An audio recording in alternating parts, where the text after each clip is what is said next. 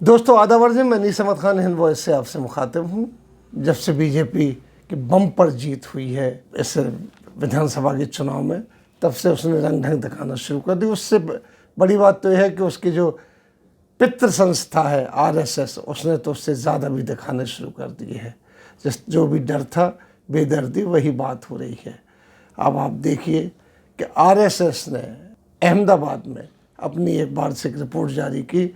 उसमें जो लिखा है उन्होंने कि एक विशेष वर्ग भारत का देश की ब्यूरोक्रेसी में और देश की तमाम संस्थाओं में घुसपैठ करने की कोशिश कर रही है। इस विशेष वर्ग को इन्वर्टेड कॉमा में कहूँ मैं, तो ये आप समझ गए होंगे किसके नाम लिया उन्होंने। हालांकि किसी वर्ग का नाम नहीं लिया, उन्होंने कहा कि ये यूनिवर्सिटीज़ के ज़रिए, स्कूल्स के ज़रिए, एजुटेशन के ज़रिए अपने आप को मजलूम यानी पीड़ित दिखलाते हैं और उसके बाद कई चीज़ें रिजर्वेशन वगैरह की मांग करते हैं जो इन्हें मिल जाता है, और सरकारी नौकरियों में, सरकारी संस्थाओं में और बड़ी बड़ी संस्थाओं में घुसपैठ कर रहे हैं मुसलमान।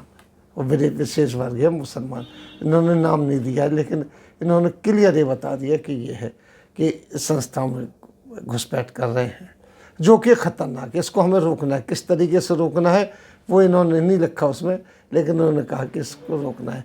एक रिपोर्ट, वार्षिक रिपोर्ट मोहन भागवत ने जारी की है, जो संस्था के आरएसएस के प्रमुख हैं। उन्होंने जारी की है रिपोर्ट अभी 10 तारीख के बाद, 12 तारीख को जब जीते उसके बाद जारी किया, यानी खुल के सब लोग सामने आ गए। इसके पहले भी आप देखें जिस तरीके से कहते हैं वो कि ये ब्यूरोक्रेसी में घुस रहे हैं, तो जामिया में जो आईएएस, आईपीएस और तमाम कॉम्पिटिटिव एग्जामिनेशन के लिए तैयारियां होती हैं, वहाँ से पास आउट होते हैं। उसमें मुसलमान भी है, हिंदू में ज़्यादातर हिंदू भी आते हैं, मुसलमान भी आते हैं उसमें से चंद निकल के। तो इन्होंने उनको कहना शुरू कर दिया था जिहादी आईएएस, जिहादी ब्यूरोक्रेट, इस तरीके से नाम देना शुरू कर दिया था कि वहाँ से पास होके ये लोग आ रहे हैं।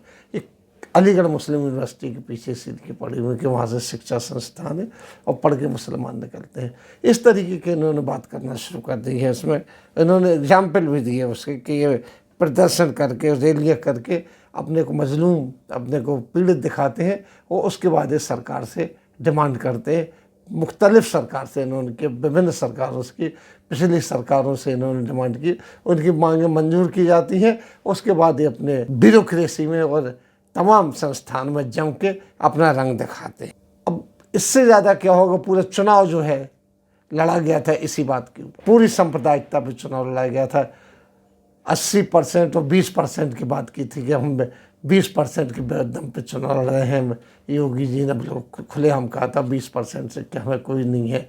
हालांकि फिर बाद में उन्होंने उसको गोल मोल करना शुरू कर दिया कि 20% का मतलब ही नहीं था, 80% का मतलब ही नहीं था। इस तरीके से उन्होंने बात करना शुरू कर दी। और ये कहने की क्या जरूरत है, आरएसएस ने बिल्कुल क्लियर कह दिया अपनी सालाना रिपोर्ट में कि उन लोगों को मतलब जो मिलना नहीं चाहिए वो हत्या रहे हैं वो लोग। ये उन्होंने अपनी पूरी रिपोर्ट में इस तरीके से दिया है। ये क्या बात हुई आखिर? वो भी देश के नागरिक हैं, मुसलमान भी देश के नागरिक हैं, हिंदू भी देश के नागरिक हैं। वो भी कंपटीशन में बैठते हैं, वो भी कंपटीशन में बैठते हैं। अब अगर देखा जाए तो पूरे ब्यूरोक्रेसी में, आईएएस, आईपीएस में 2% मुस्लिम हैं, वहाँ पे सिलेक्ट होके आते हैं। वो भी ऐसी तादाद में, बाकी रिटायर होते आते हैं, रिटायर होते हैं आते हैं, इस तरीके से आते हैं। और भी जगह अपनी मेहनत से आते हैं। डॉक्टर्स की वजह से कंपटीशन में बैठते हैं और आते हैं। कहीं से कोई इनको फैसिलिटी ऐसी नहीं मिलती है। लेकिन इस तरीके से फैलाना ये बात कि उन लोगों को ये इसके दम पे मिलता है, उसके दम मिलता है, वो अपने आप को मजलूम दिखलाते हैं, रैलियाँ करते हैं। उन्होंने उसकी बात भी की, एनआरसी की बात भी धके चुपले अल्फाज में है कि वो करके भी अपनी बात मनवाने की कोशिश कर रहे हैं। आपको इसमें सतर्क रहना पड़ेगा। ये आरएसएस की रिपोर्ट है, मोहन भागवत ने जारी की है और गुजरात से जारी हुई है ये रिपोर्ट। ये तमाम है, लेकिन अब क्या कहा जाए कि कब और कितनी सांप्रदायिकता फैलाएंगे, और कितना मुसलमानों के लिए ये गंदगी फैलाएंगे, और कितने ज्वालामुखी फाड़ेंगे। चुनाव जीत गए ठीक है, लेकिन उसके बाद भी अब इनका रुक नहीं रहा। आरएसएस जो पितृ संस्था है इनकी, फादर संस्था है इनकी, उसने अपने सालाना घोषणा पत्र में ये बात कही है कि इस तरीके से लोगों को फैसिलिटीज़ ले रहे हैं और फैसिलिटीज़ मिल रही हैं, जबकि मैंने बताया कि 2% भी नौकरी बनी है अब। और रिपोर्ट्स जो आती हैं उन पर देख लीजिए, सच्चर कमेटी की रिपोर्ट्स के अलावा और भी कई रिपोर्ट्स आई, उनमें देख लीजिए मुसलमान माइनॉरिटीज़ को कहाँ और कैसे उनको स्थान मिलता है। वही चीज़ मिलती है जो उनके कंपटीशन में लागू होती है। लेकिन इस तरीके की रिपोर्ट्स आना शुरू हो गई हैं। अब आगे चल के देखिए क्या होता है इसका।